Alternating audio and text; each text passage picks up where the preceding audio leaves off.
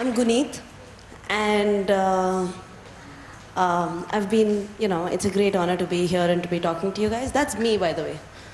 So, passion for me is non-negotiable.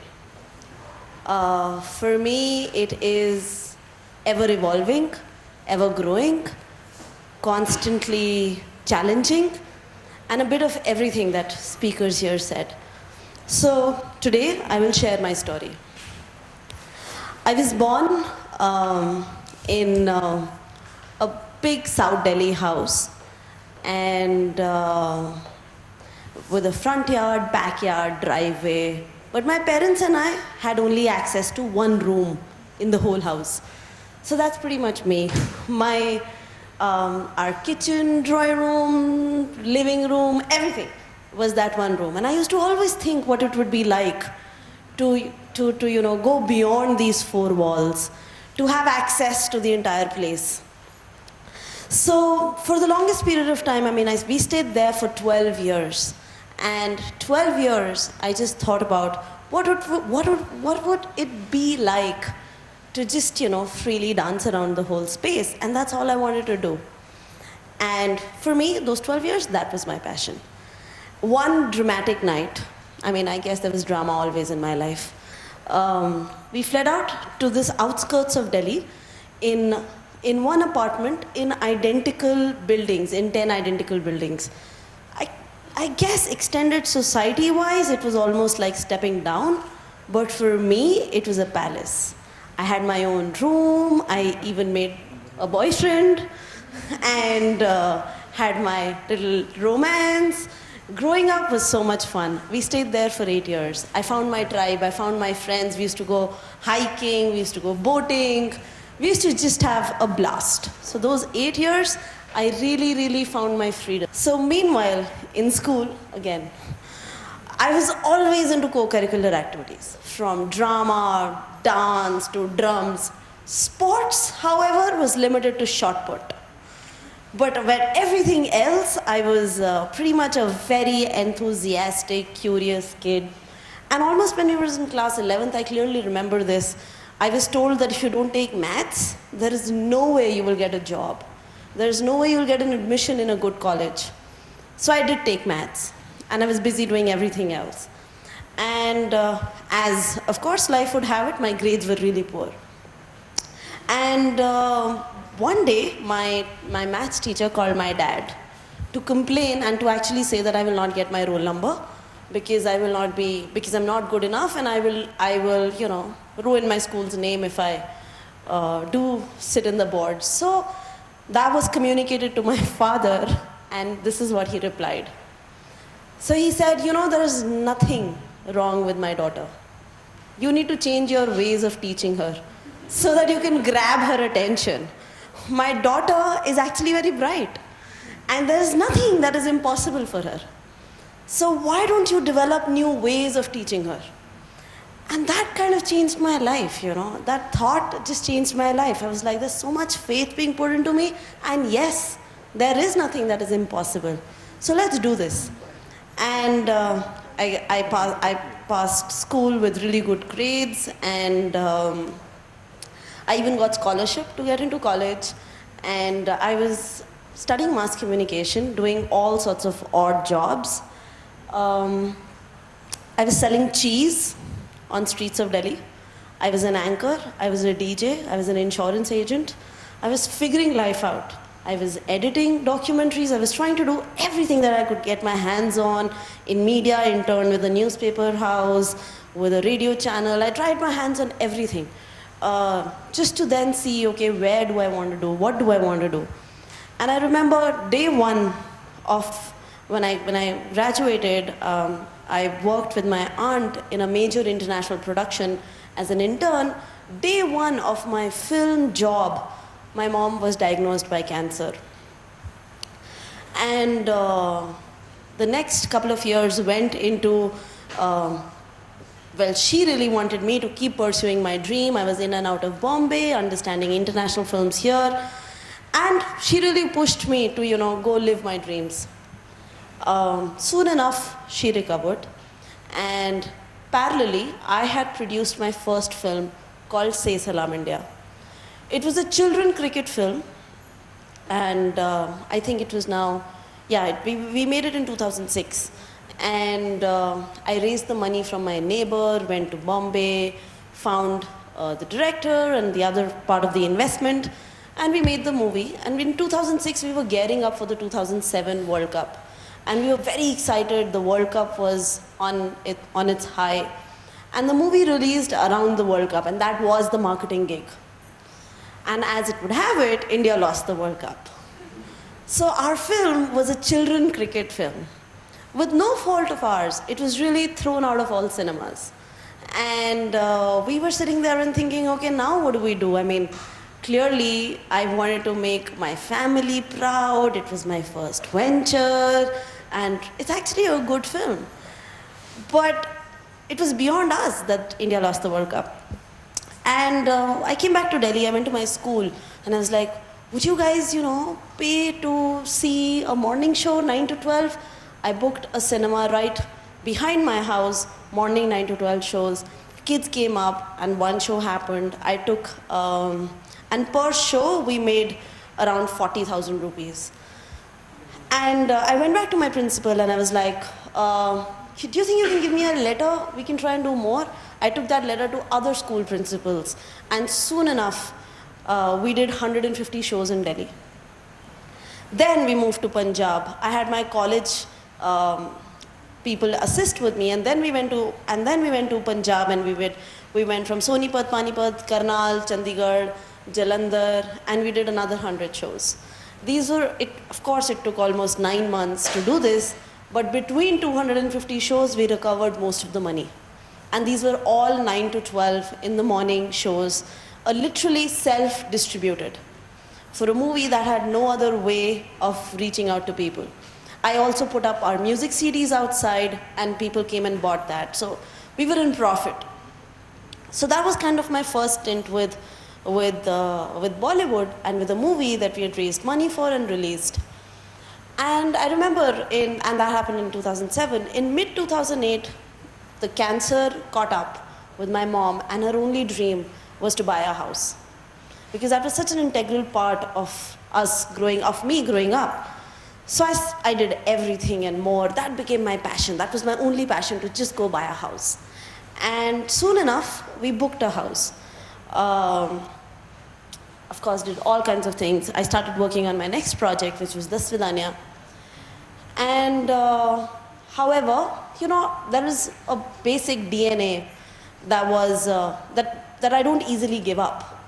So even with her cancer stage 4, there was no way I was going to give up.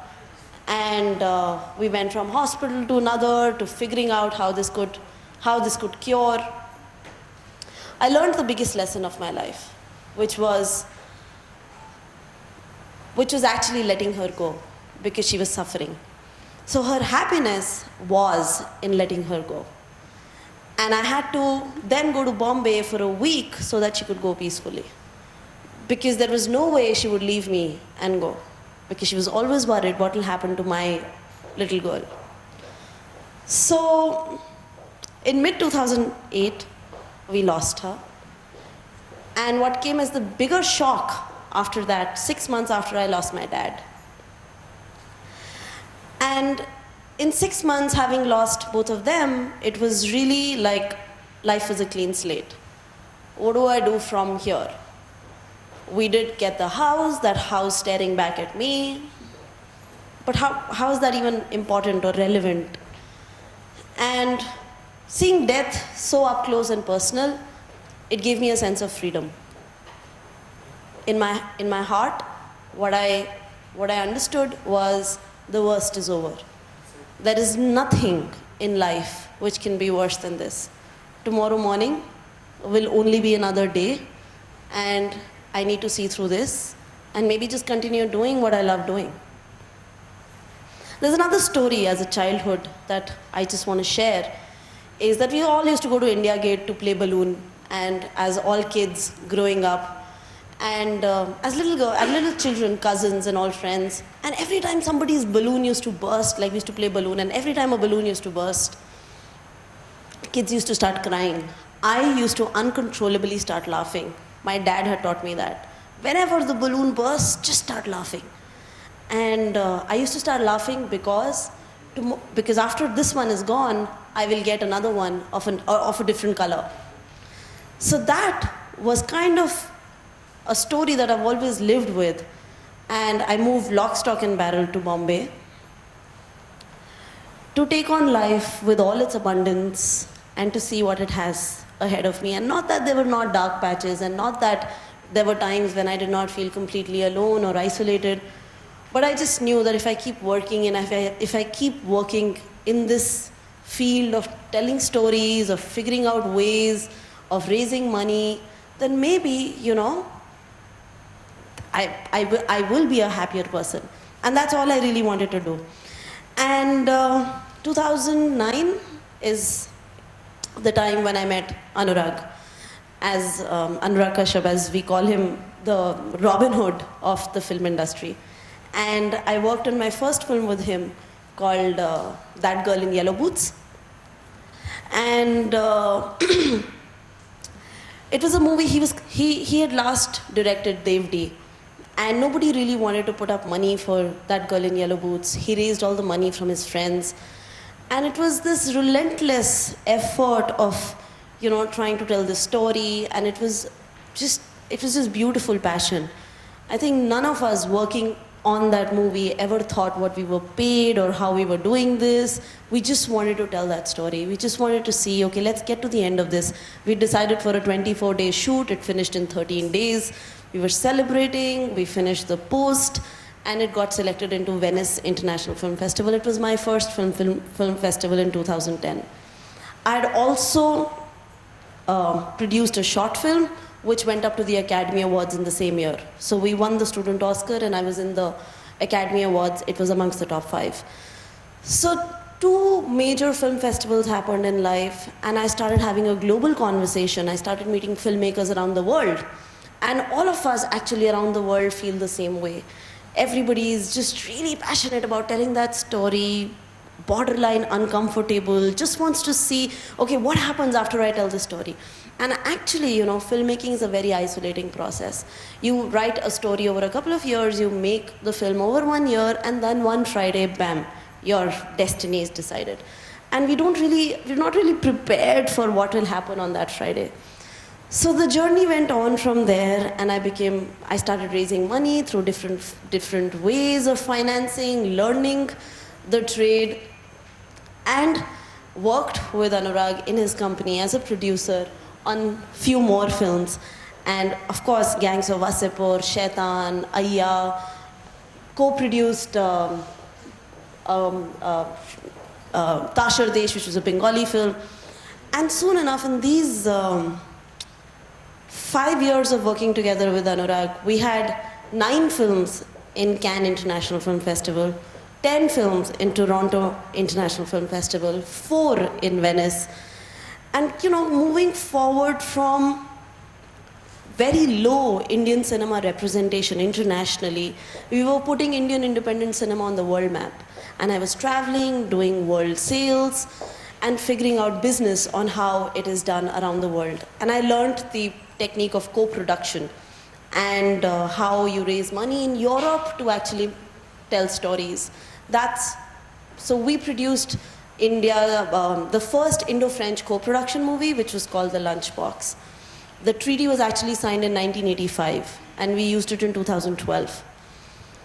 And Lunchbox then, of course, became a worldwide phenomena. It crossed $20 million in box office around the world.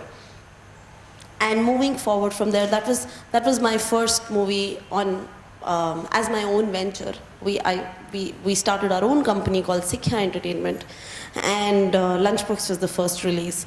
After that followed Masan this year. Yeah, and few more are coming up. But soon enough, there was this one more movie that we had all made called Peddlers. And back in Bombay, we were like, okay, everybody was very protective. Don't go tell the story. Don't make it this way. How will you do this? And we were very excited about just seeing the end of the movie. So I put up a Facebook post in 2011, I guess, that I wanted to make this movie and I was looking for money, and I found 10 people to give me 10 lakhs each. And I made a close group, a club of sorts, and financed the movie. And it actually premiered in Cannes. It got selected in Critics Weekend competition. Came back to only realize that distribution here is in a bottleneck. And distribution is very, very challenged. So after Lunchbox and after Masan releasing this year, I have now discovered a new passion, which is figuring distribution out. Most part of my career, I've been trying to find different ways of financing movies, telling them, making sure that the world sees them, selling them around the world. And now I'm on a journey on finding out unique and new ways of distributing Indian independent films, because I know that there are audience out there, and there are filmmakers out there, and there are all of us who really want to continue doing this. So what I really wanted to conclude by saying that from those four walls that I've just been wanting to break and fly away and fly to the world, have a global conversation, when you do really follow your passion, and passion without determination is actually a hobby. So if you do really follow your passion, there will be times where you will be questioned. And really, in fact, all of us, a lot of the filmmakers, and for me myself, we've never really worked for money, and money has always followed. And I can assure you that there's always been enough. So, thank you.